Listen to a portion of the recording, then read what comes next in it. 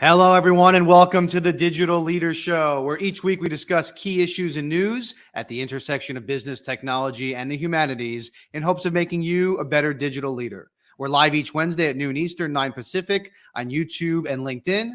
This week, we're discussing data sovereignty and the privacy paradox with former White House Chief Transformation Officer and Senior Advisor to IRPA AI, Chris Surdak, plus other headlines for digital leaders from the world of enterprise technology.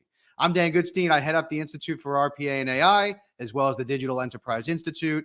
We're a professional association, media, peer-to-peer research network providing education, networking, and advice to over 130,000 members globally, all around automation, enterprise AI, and digital transformation. Check us out at irpaai.com. My co-host is Carlos Alvarenga. He's a researcher, an author, an educator at the University of Maryland in Georgetown, former advisor at EY at Accenture, and current student at the University of Maryland. Yes, Carlos? Absolutely, Dan. Good to see you again. Buddy. How is everything? Everything is good. Another interesting week to talk about. Google versus the U.S. government. What do you think? It's our topic of the day, right? Privacy. So we'll get into that with Chris in a minute. Yeah. What headlines are grabbing your attention today, Dan? I mean, that's the one. I mean, you and I have always had this fun back and forth debate about regulation versus innovation. And, I know, like you said, we're going to talk about the privacy part of things. I'm sure our guest, Chris, has some thoughts on Google and their practices. But, the entrepreneur, the capitalist in me says you're going after Google, in this case, for search because they're the dominant search engine. But, they've earned it, right? They've invested heavily in it. They've innovated heavily and they became the best, I think, because they're good, not because they unfairly encroached on other people. No? Yeah, but look, they've also been rewarded for it, right? Handsomely. So it isn't like as if they've been in like a pharma company that spent the last 25 years making a drug and didn't make any money until they put it onto the market, right? Everybody there who did that got fabulously wealthy. And the theory have always been this: at some point, that wealth and power of a market becomes destructive, right? Becomes a damage to the marketplace itself. And so the question is always, have we reached that point, right? There's no one denies the benefit. The question is, at some point, you become so entrenched. In fact, I'm reading a book about that called Entrenchment, and it just becomes a detriment to the market itself, right? That's the question at hand. Not did Google do something good, or did they not deserve what they got? They did, but is it gotten to be just too big? Mm-hmm. Amidst all of this, your favorite car company, Tesla, is stock surging based on it got a rating upgrade by one of the ratings companies based on all of the anticipated AI. Yeah, it's interesting, right? In the hand, Oracle took a hit this morning because now the question, people are doubting how soon will it be before all this AI stuff turns into real dollars, right, for companies. So yeah, the market's sort of looking at both ways, right? Some people think it's for this set of companies, the AI was going to be more money sooner. Maybe for others, it's going to take a little bit longer. So that's sort of the debate at this moment. Mm-hmm. Yeah, and then Apple's planning to release its new iPhone while they're getting some pressure from shareholders based on the potential China bans, iPhone bans in China. Yeah, that's what China has always been this big issue, right? You sort of live by a sword, die by it, and for a lot of companies, whether it's manufacturing or markets, it's a place that can change and can change rather quickly. So sure, there's always a question of the phones come from there, and it's a huge market. If for some reason that market were to be diminished anyway, then Apple would have problems. So I guess what's the board sort of thinking about and shareholders are asking. It's a legitimate question. Mm-hmm. What else caught your eye this week? Nothing much. We're just thinking about obviously, you look at around the world that I was following this issue of the kiss right in Spain. I have lots of friends in Spain, and it looks like this guy's going to finally resign. And I just found it a remarkable thing that he would even do that. Like, what crosses your mind in 2023? So it's the issue of right how society has changed. This guy's going to have to walk for this, rightly so, for what he did. It's just been the story I've been following lately. So just a matter of time before you or I get canceled for doing this show, Carl. We'll cancel ourselves. Good, buddy. Well, let's get to the main topic, because the last topic I was going to mention, which I thought was interesting, was apparently Chat GPT demand has been going down for the last 3 consecutive months, and so all kinds of speculation on why that is. Well, my sense is that there was a little bit of a shiny object right when it first came out because it was such a novel thing. But the real issue, what's the use case, right? What do you do with it? And maybe some of the dialogue around, hey, the worries about this new technology is sinking into people, and they're sort of pulling back and saying, do we really want to rush into this without thinking this through? So, but I think it's a little bit more of it was novel, it was new, it was interesting, but how deep, right, is the use case? Maybe, it's maybe more shallower than people thought at this point. But again, it's a beta product, right? It's early. Yeah. Well, on that note, let's bring in our resident data expert. He's worked at the White House Transformation Office. He's worked at EY and Gartner. He wrote a book called Data Diabetes. So, Chris, welcome back to the show. Yeah, happy to be here. Every single one of those topics is pretty top of mind these days, isn't it? Mm-hmm. Carlos and I have had this, ongoing, as I mentioned before, kind of this debate around innovation versus regulation. But kind of one of the subcategories of that, obviously, is data privacy, right? First of all, what privacy do you actually have, and even if you have visibility into the privacy that you're giving up, is it kind of clear the pros and cons of you're getting this service in exchange for giving up this privacy? I'm curious kind of how you see the current landscape, Chris. First off, the notion of privacy it's literally an oxymoron. You have none.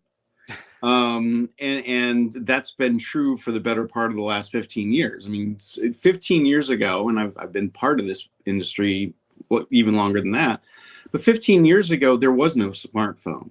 There was no social media, and those two forces came into the world and changed everything. I actually was talking to my 14-year-old daughter last night, and she, she's constantly on her phone, which is both good and bad.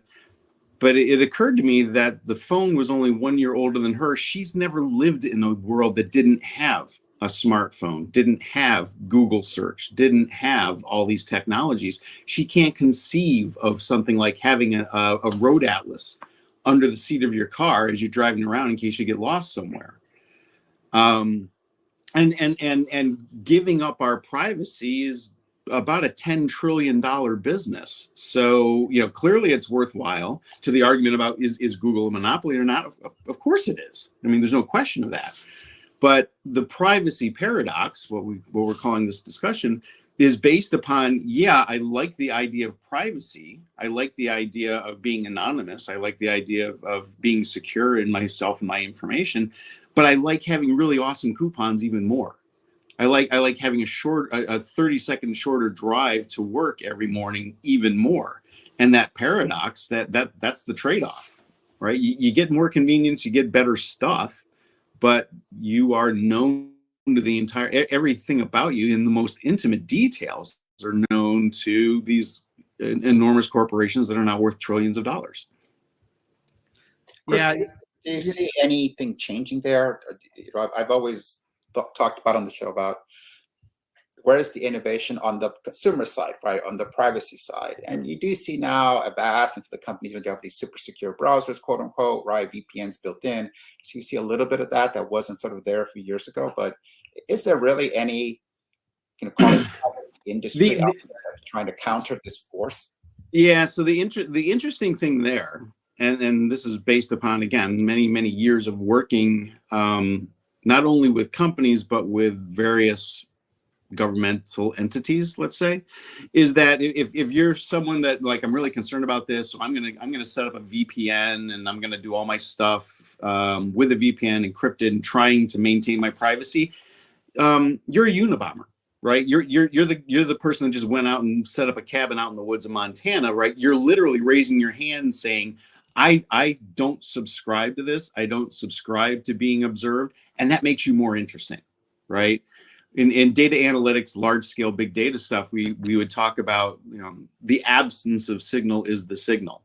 So if you're trying to hide, what are you doing that you're trying to hide? And so, yeah, you can somewhat disconnect, you can somewhat anonymize yourself, you can somewhat protect your privacy, but that just makes you a target for even deeper surveillance. Chris, what are organizations? I'm sure there's limited things you can share about your time at the White House, but you've also been in EY and Gartner and other places like this. How much of this is actually a conversation that's going on with the companies that are using our data? Like are they really sitting there saying, hey, we're going to limit our innovation and our product capabilities based on privacy concerns? Like, is there somebody at the table that's looking at that stuff, or is it more about, hey, what can we, we had a legal advisor on a couple of weeks ago. What can we shove into an end user license agreement that people aren't going to see, right? So your end user license agreement is 40, 50 pages long, right, for a reason, right? And we all have the experience of downloading an app that says, here, click here to read the 40, 50 page agreement, or just click here to accept. And we all just click to accept. And I've done this for over a decade. I'll sit with general counsels and attorneys and judges and government leaders, and I'll say, okay, let's walk through the 40-page agreement that everyone just clicks and accepts. And in there is a term, just like Microsoft released, I think 3 or 4 days ago, an update to their terms. And it literally says your continued use of our product means that you accept any changes to this agreement on an ongoing basis. So there's a hilarity of the theater of this sort of legally binding agreements and so forth. But the bottom line is, merely by having the technology, merely by implementing it, putting it on your phone, merely having any possession of it, you literally give away license to everything about you all the time. And they can do literally like a permanent license universally for all of your information. Yeah, that's the Faustian bargain of using any of this technology. And it's interesting, Chris, you bring this up, because I remember talking to a CIO at one of the big Indian companies, right? And he brought up this amazing point, which just came back to me, which was, it's not what we collect now. Oh, it is what we collect now, but there's a bigger issue, is that he said, and he used the story of, what if we ask you what your favorite color is when you onboarded, right? And you say orange.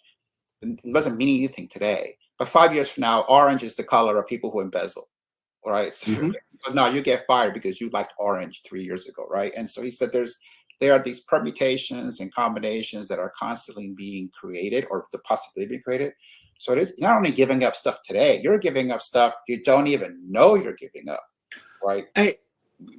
Over 10 years ago, I was working to help Facebook develop their first globally applied personalization engine.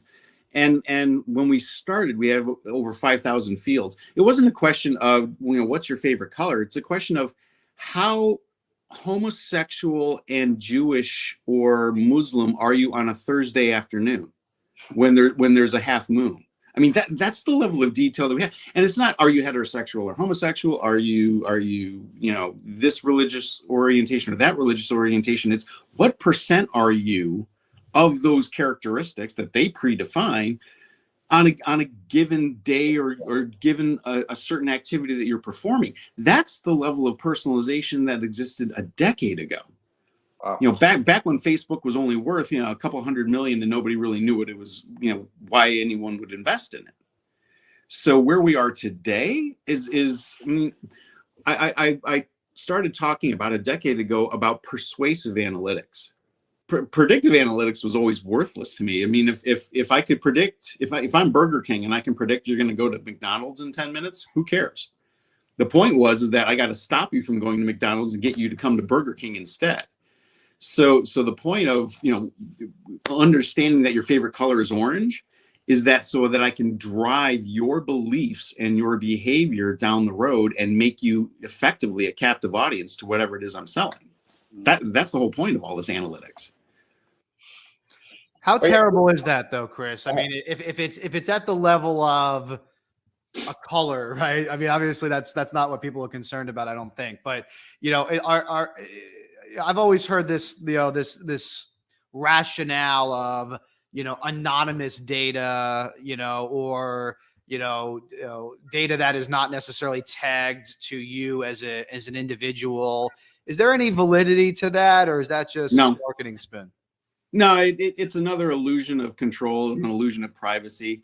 The very first thing any organization with any smarts does when they buy a set of anonymized data. So anonymized data is all of your behavioral data, but with your personal information stripped away. The very first thing you do is when you collect a corpus of that anonymized data is you combine it with three other corpi, three other sets of anonymized data so that I can reanimate you. Right. So if I have one set of data that says, you're white male, age whatever, and you live roughly in this zip code, I get three other sets of data that give me a little bit more pieces of the puzzle, and then I can immediately understand that this data is you. This actually happened. I think it was the governor of Massachusetts, where someone, Massachusetts was looking at a privacy data law, and someone had put together three pieces of data and reanimated anonymized data about the governor, figured out that, this is the governor's address, and then sent that information to him saying, this is all pointless. It's all meaningless. So partially it's an illusion. It's the privacy paradox again. We want the amazing personalized services that meet our every need exactly when and where we need it, but we want to believe that we're also not understood to that level. And you can't have it both ways. They're two sides of the very same coin. So Chris, with people who have talked, who work in physical security, talk about security theater, right? Yeah. It's things that sort of make you feel good as you go through the airport. Is that what we have today effectively, right? Is it just privacy theater? Is it when Apple says, should you not track, don't let the people track, who cares? It doesn't really make any difference, right? This is performance art, basically, that we've got.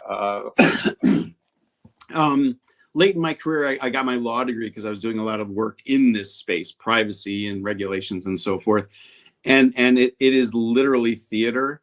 The weasel wording that is used in all these documents is astonishing. OpenAI made a change to one of their services about 3 weeks ago, and basically saying, well, we're not going to use all of your personal data that you're dumping into OpenAI and asking questions of ChatGPT. We're not going to use that to train our AI, right? What they didn't say is we're not collecting it. Of course, they're still collecting it. Of course, they're still going to use it to do all kinds of other analyses. They may not use it to train their AI, but they're going to use it for all the other stuff that they do with all that data, right? So many years ago, I worked on changing some laws in the federal rules of civil procedure, the rules that govern how courts behave, and in particular, how courts would use digital information. And we literally changed, the whole group of us, one word. We changed an or to an and it completely changed the meaning of the regulation. It completely upended the meaning of the regulation. And so that sort of weasel wording and maneuvering around the language that's used and so forth is very intentional. And it's so that you're always kind of walking the tightrope of what's legal and what's not. And that's where the money is, quite honestly.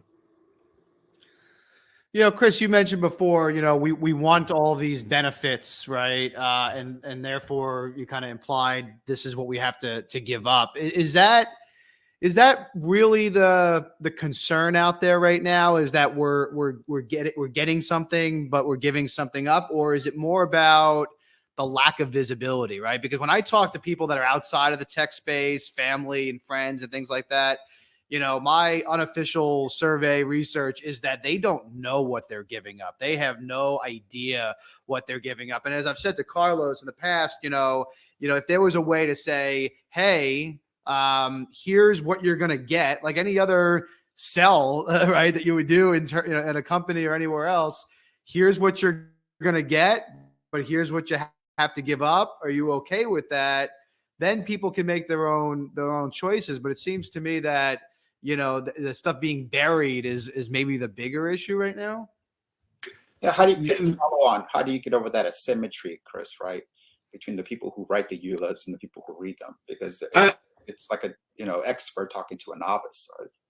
No, very much so, and I don't think you get around it, quite honestly. It would require something like government action, regulation, the U.S. government going after Google now, just in the last couple of days. It's going to take something like that because, as you say, the vast majority of people have no idea, or they might have some shadowy idea, but it's not like in the forefront. They're more they're so enjoying the benefits of this trade-off that they don't really recognize the negatives, but because it's hard to quantify the negatives for the layperson. For someone with any kind of financial background, the cost that billions of people are paying in giving up their privacy is the market capitalization of Google, Microsoft, Apple, Facebook, Twitter, right? Which is on the order of what, 10, 15 trillion dollars. Our surrendering our privacy and giving up our data for free in return for great products and services is worth about 10, 15 trillion dollars. And that's why these companies are worth what they're worth. And with that wealth comes the power to allow themselves to continue to operate any way they want to. I mean, the level of influence that these organizations have in Washington and state capitals and so forth is immense because of the amount of wealth that they have and the number of users that depend upon their technology platforms. So there's no easy way around it. The vast majority of people really don't understand what they're giving up. And it would take really government action in some way, shape, or form to protect the public from what's being given away. Is there a way out of this paradox, Chris? Like a global blackout might help. I really don't know. Again, in doing the analytic work for many, many years, we part of our goal, part of our mission, and it's a business goal, is to be the best app, the best phone, the best device, the best service you can provide. And the measure of that is, eyeball minutes, right? Engagement. So you do whatever it takes to improve engagement, and that necessarily means that you are driving towards being the most addictive service, tool, app that you can possibly be. So, if dopamine is the drug of the brain, you're effectively a drug dealer at that point, and you have a captive audience that you're just pumping more and more into them that they desperately want. And that's the other problem with sort of regulating this. If you went to all the users that Google, 700 times a day and told them we're going to shut down Google, they would probably protest against it. Yeah. So there's no easy answer because every technology has both good and bad, and the goal of regulation, the goal of governance, is to emphasize the positives of the technology and sort of mitigate the negatives. I think. In this case, we really lost that balance, and it's so far gone, I'm not sure how you get it back. So, Chris, is your, knowing that you're an innovative tech leader, is your solution, if you will, regulation? Do you think that's the necessary path to keep this stuff under control, or do you think that we can survive in a pure, unregulated, natural capitalistic way? It's a tough question. I mean, it's so funny that you and I know each other from working in RPA initially, predominantly. And RPA is a rules-based automation technology. And what we always found is that you couldn't write enough rules to deal with every possible situation, right? The bot would always somehow, fall down because something would happen that I couldn't anticipate. The same is true of the law. And until we get to a more principle-based approach to governance and so forth, as opposed to a rules-based approach, you're never going to be able to deal with every possible situation. And that means there's always loopholes that someone can take advantage of. And what you thereby create is an economic incentive to circumvent the rule, right? Whatever you write, someone's going to figure out how to get around it. And there's economic benefit in doing so. And so as long as that's the case, and the law is very slow. It's really slow to change regulations, add regulations, whatever. So as long as innovation always outpaces regulation, which it does, you're always going to have someone that's living at that margin and profiting from, skirting the gray area around whatever your rules and laws and so forth are. In some ways, it's actually driving innovation, but in others, that's where all the risk lies. Chris, what's your take on all the various European initiatives in this area, right? You've got the AI Act now, you had GDPR way back, and it seems like they're at least trying. Do you get a sense that the efforts are well-intentioned and doing anything? I assume some speeches by the person who runs that organization, and she says, we're trying to become the global regulator in a way, because companies don't want to operate in a different regime, so they'll sort of code for us, right, quote unquote, and everybody else will benefit because of what we're doing. That's how I've heard her talk about this. Do you agree with that perspective? So Aldous Huxley, in his book Brave New World, talked about how the entire population in his future dystopia was taking soma. It was a drug that kind of like evened them out, and they didn't really feel anything, but they all just kind of went through life. And I view those kind of speeches as sort of digital soma.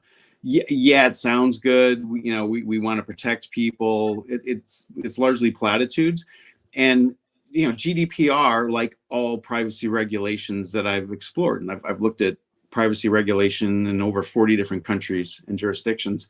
They all have an out clause. Every single one of them has a phrase in it that says, in effect, all of these rules that we're saying and setting up in this law are meaningless if you, the end user, consent to giving up your privacy. Every regulation has that in them, and that's the out clause. It's the back door that companies can then use. So every time you click that I accept button when you download an app, any regulations are out the window. So one of you mentioned earlier, privacy theater. That's exactly what that is. So what's the answer, Chris? I mean, as a consumer, right? I mean, do I just have to know, maybe it's education, I just have to know that this is going to happen, it's inevitable, or else I have to live off the grid? I mean, is there an in-between where you can actually opt out of these things in reality and also live a normal life? I mean, what do you think? Yeah, we touched on this a bit before the show, and just if the harder you try to fall underneath the radar, the more obvious you become. And when we build these systems and run these systems, we're looking for the absence of signal.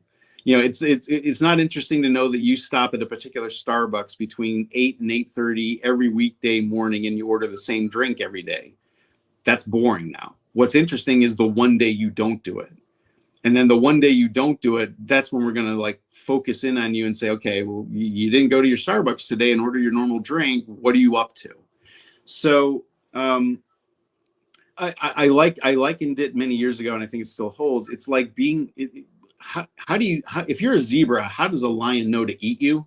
You stand out from the crowd, right? If you're a zebra and you're in the middle of the herd of zebras, the lion really can't see you. You blend in too well. But if you're limping or you look a little weak or you're on the fringe of the herd, you're gonna get eaten. So the only way to really maintain any level of privacy is A, awareness, but then B, just kind of be as normal and average and unrecognizable as possible. Just sit in the middle of the herd and be a zebra and don't stand out. And then you don't stand out. That's really the only option now.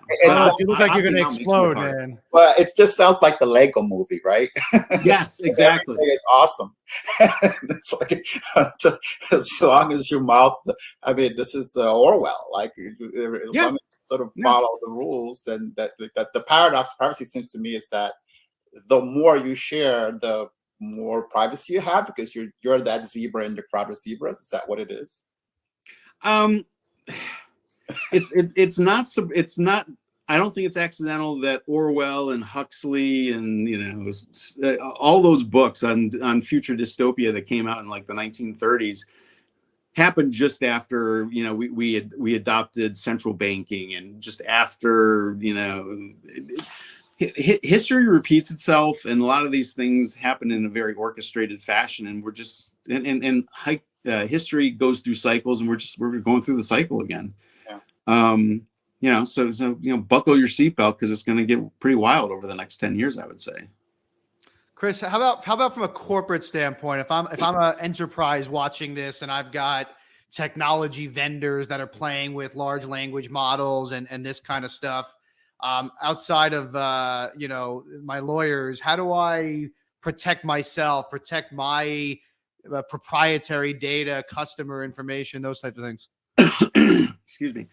The most important thing, I heard a great quote about 2 weeks ago. It's your data isn't in the cloud, it's in someone else's computer.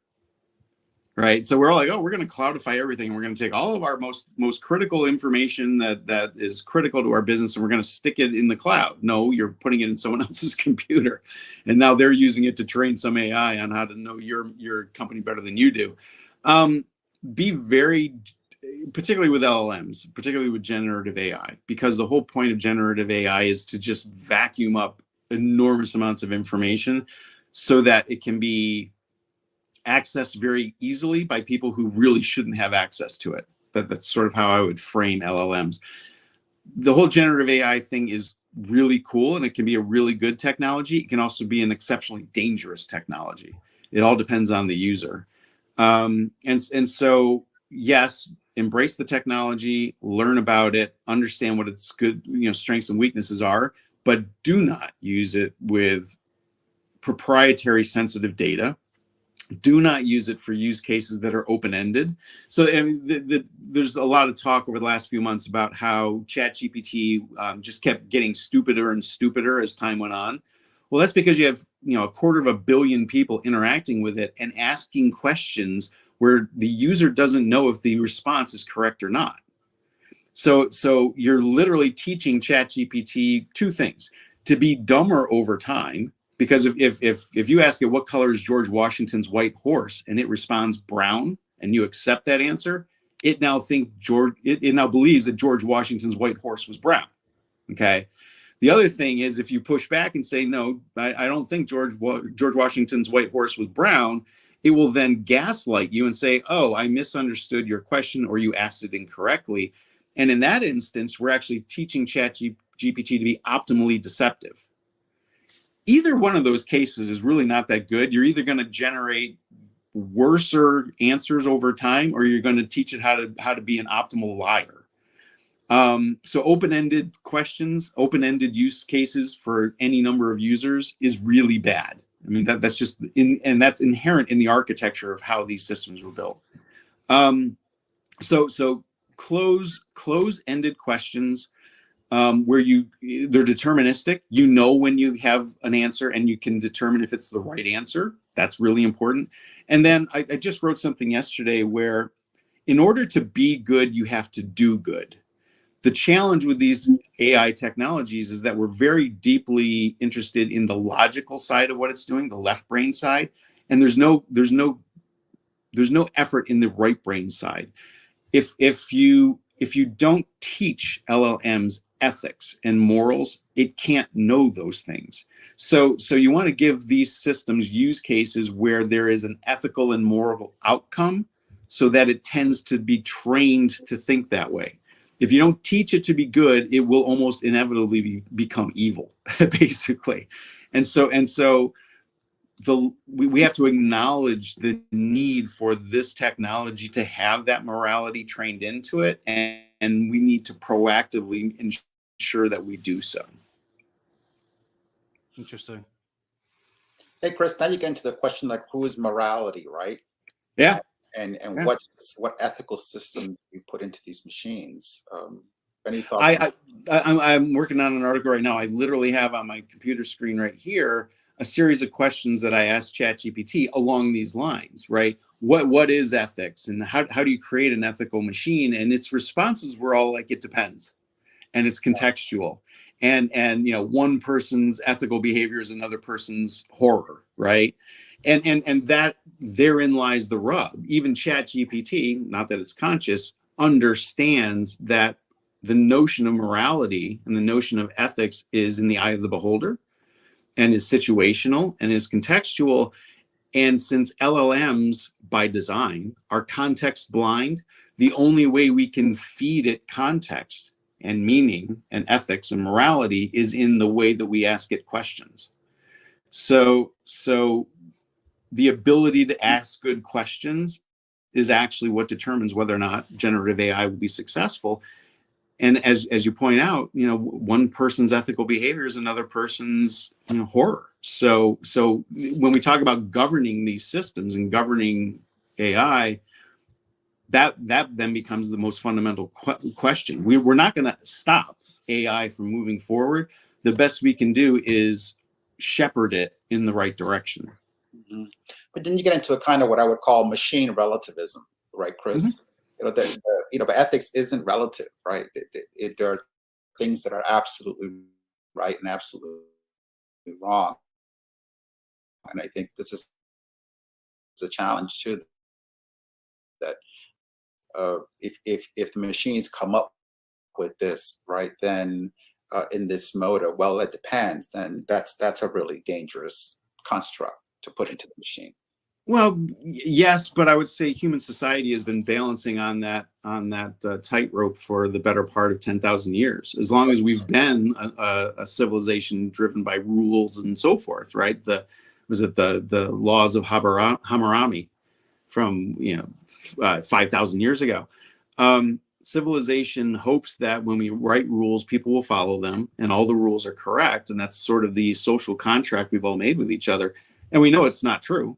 Right? We keep adding laws and changing laws over time. So we're always fighting that optimization. And we've been doing it for literally millennia. The problem is we're now asking a technology to figure it out in 3 or 4 weeks. You're right. I mean, ChatGPT is all of 8 months old. And we're expecting what has been a 10, 12 millennial journey as a society to figure out the difference between right and wrong. We're expecting this technology to figure it out over a couple of weeks of analytics. It shouldn't be too surprising that's not going to turn out too well. Agreed. Chris, really, really interesting conversation, buddy. Thanks for joining us, and hope you can come back soon. Absolutely. Always a pleasure, guys. So, Carlos, I'm always a defender of this stuff, but I have to say, Chris scared me a little bit. Yeah, right. You get into the reality of what we're dealing with, and it goes way beyond what's on the surface. We just don't think about it, right? It's this infrastructure of, like you said, of persuasion, right? In a way, right? And there's a term I use in my book called persuasion factories, and maybe in some way that's what all these big companies are, right? Persuade you to buy this device, click here, like this person, whatever, right? That's kind of what they are. They're just giant persuasion machines in Chris's construct of persuading you to stay on the device, right? To continue to engage with the technology. So, fascinating conversation as always with Chris. Great guest. Yeah, very interesting. So if this topic is of interest to you, you want to speak to Chris, you want to speak to Carlos, you want to speak to me, let us know. We offer free coaching sessions and state-of-the-industry briefings on a variety of digital transformation, automation, and AI use cases. Go to network.irpaai.com to schedule. Carlos, I will see you next week, my friend. All right, I'll see you next week, buddy. Bye-bye. Have a great week, everybody. Thank you. Bye.